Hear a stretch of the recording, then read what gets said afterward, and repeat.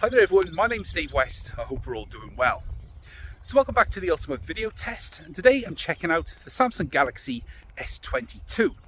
Now I've already checked out the big brother of the range, the S22 Ultra, but thanks very much to Vodafone for sending across the baby of the range, the S22, for me to check out for the purpose of this video.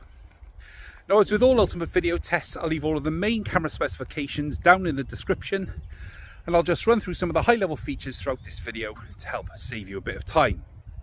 So we're starting off with the front-facing camera then, and this is at 4K at 30 frames per second. And the front-facing camera is a 10 megapixel autofocus camera, and this can record video at up to 4K at 60 frames per second. Now you get built-in electronic image stabilization, which can be toggled off if you prefer less of a crop, or if you want to use a gimbal or other stabilizer. And the actual footage from the front-facing camera, despite only being 10 megapixels versus the 40 on the S22 Ultra, is actually really decent. So for comparison then, this is 4K at 60 frames per second from the selfie camera. And again you get electronic image stabilization, but you can see that you get much smoother movement. And if I just spin the camera around, the dynamic range is pretty good in my opinion, and if I just tilt the camera up towards the sky, you should be able to see the colours and the nice clouds on this nice sunny day that we're having here down by the river. And if I just go for a quick run,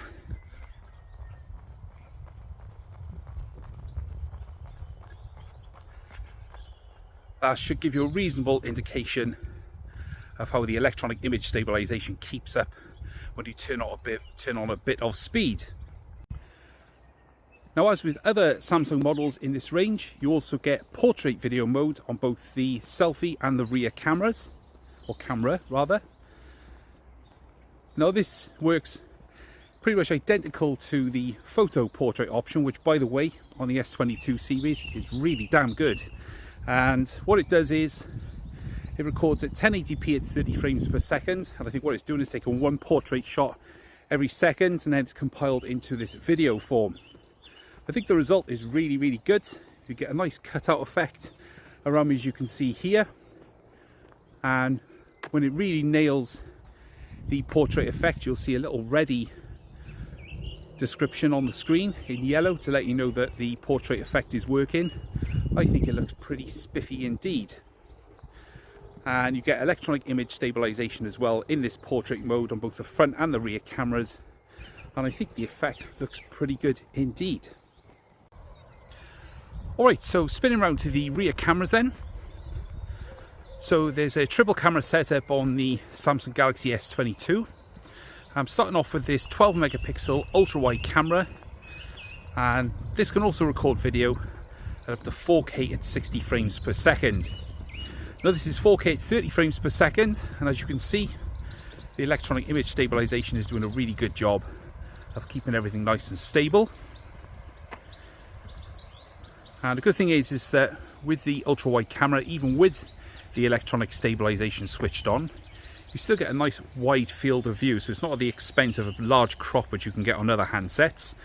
To give you a comparison, there is the main camera and this is the ultra-wide.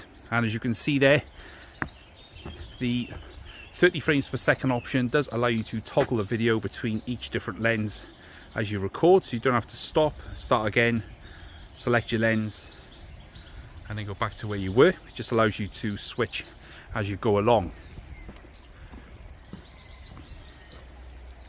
Now the good thing is using the ultra-wide camera is it allows you to cram in a lot more than you would with the main lens. So if you want to do these cool look up into the tree shots, it allows you to do that.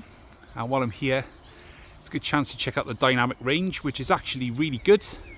As you can see, the sun is sort of poking through the trees there, but it's still maintaining a nice level of exposure across the whole image.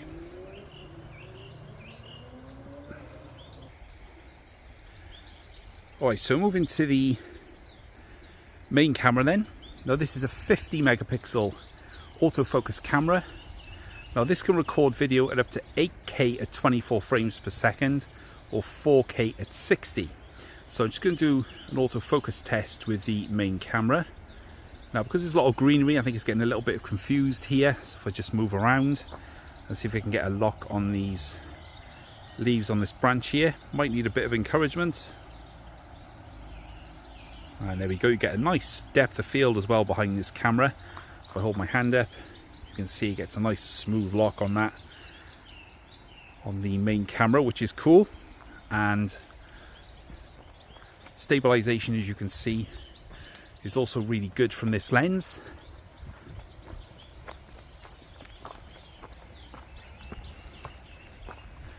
And it helps to balance out your footsteps and get a really good level of stabilization.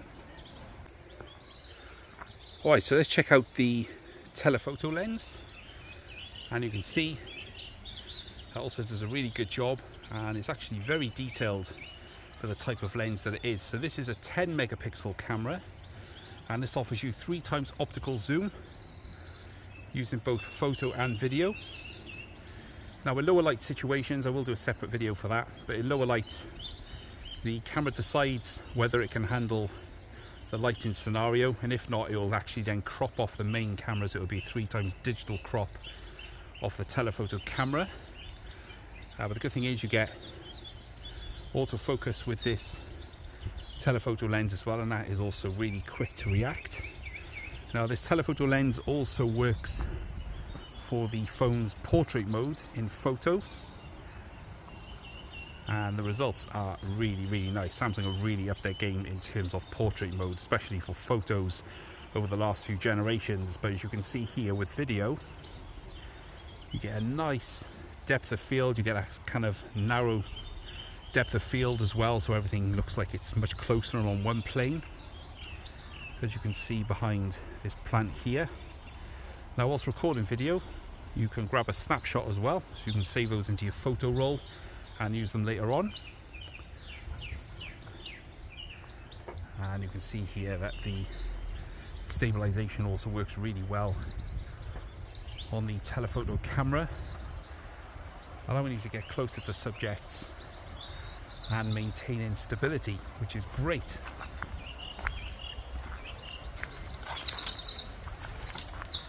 So that is all of the lenses at 4K at 30 frames per second. Switch to 4K 60 now and show you how that looks. Alright then, so 4K 60 then, starting with the ultra wide camera. Now just like the S22 Ultra and the S21 Ultra and the other phones in the range, when recording at 60 frames per second, whether it's 1080 or 4K, you cannot switch lenses when recording video. You have to stop, select the lens that you need, and then start recording again. But at 4K 60, you've got similar dynamic range to 4K 30 in daylight conditions. You also get a nice wide field of view, and you also get really good colors as well, and great image stabilization. It's really good that you can have electronic stabilization across the entire set of cameras and frame rates. So it's basically like a do-it-all video device in one pocket, which is really good. Okay, so main lens then at 4K 60, and you can see with the wind blowing this branch here, it's got really good autofocus. You can see you get a nice depth of field behind this while that's blowing around, so it's maintaining a good lock, but you get more realistic movement as the branch is swinging in the wind, as you can see there. And if I just go a little bit closer, you can see the autofocus does a good job of keeping a lock on the subject.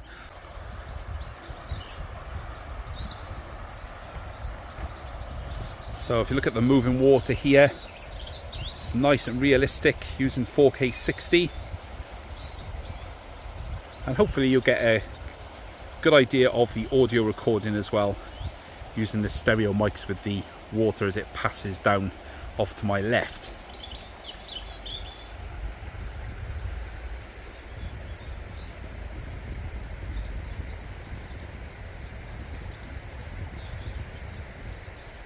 As you can see there, the detail is really good. But you be the judge and you let me know what you think down in the comments. Alright, so moving to the telephoto lens at 4K 60, so this is at 3 times magnification. Again, really strong level of blur behind these subjects here, whilst maintaining good detail on that small leaf. To give you an idea of scale, that is how big that leaf is. So, and that's a fair distance away, but an arm length and a bit away. So it's good that you get the flexibility of using the telephoto lens. You can see focusing on that rock in the water there. That's a fair distance away from me. But what I'm impressed with is the level of control over the image. There's no highlight clipping or anything, everything remains nice and even. So the phone handles changes in exposure really well, which is excellent. I've got to say I've been really pleasantly surprised with the little baby S22. I wasn't expecting it to be rubbish by any means, but coming from the S22 Ultra I was expecting to be a little bit underwhelmed, but that is certainly not the case. This is a really good little smartphone. Really pocketable, easy to use, nice to hold in the hand, and imaging and video are really nicely catered for. So it's a really good all-round package, as long as you don't mind the slightly iffy battery life. So that is my micro assessment of the Galaxy S22, plus a look at the telephoto camera at 4K 60. You let me know what you think down in the comments. Okay, so moving to some additional options on the S22. So you've got this super steady video mode, and it's fairly decent, but like I've said before, the electronic image stabilization on these phones is so good now that it renders this mode a little bit redundant in my opinion. Only for really super sporty stuff should this really suffice. I mean, if I go for a run, it is steadier.